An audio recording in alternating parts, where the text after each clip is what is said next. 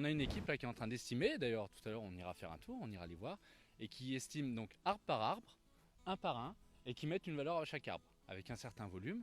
Et voilà, et en fonction de cette estimation, donc on espère bien que notre offre sera retenue, en tout cas supérieure à celle de nos confrères, et qu'on pourra transformer ces bois pour transformer ces bois qui ont finalement mis autant de temps que l'entreprise du Cerf, 135 ans, et c'est des bois qui ont à peu près cet âge-là. Donc voilà, l'histoire se révèle que ces bois se trouvent sur notre parc agrumes. Voilà.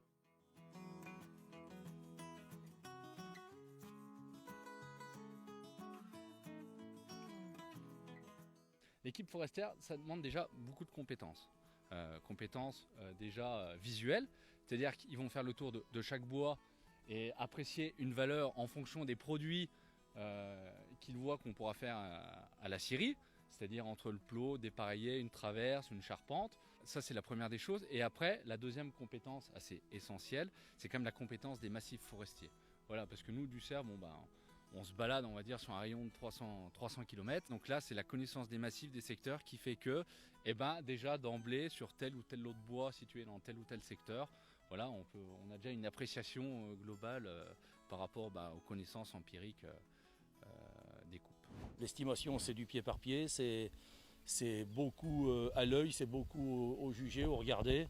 Et puis après, il y a quand même quelques critères et quelques bases très précises qu'il faut respecter, quoi. Donc que ce soit la qualité intérieure du bois, la qualité extérieure. Et puis après, il faut avoir la vision assez précise de l'ensemble du lot, en sachant que dans notre métier, on dépense 100 000 euros par semaine, quoi.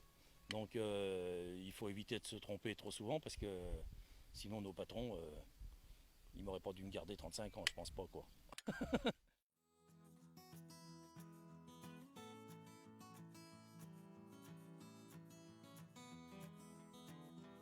C'est la première pièce de la boutique, hein. Il faut estimer correctement et acheter correctement pour faire tourner l'ensemble de la société, c'est évident. En fait, on est sur le principe où c'est le bout de bois, où c'est la matière qui guide ce qu'on fait dedans. Donc c'est différent, c'est pas nous qui modelons le produit, c'est le produit qui modèle la matière de ce qu'on fait de lui en fait. Et l'apprentissage se fait surtout en scierie, je trouve. Déjà au niveau de la production, il faut se former à la production, se former à tout ce qui est la qualité derrière de ce qu'on produit, pour ensuite savoir appréhender comment on achète nos bois.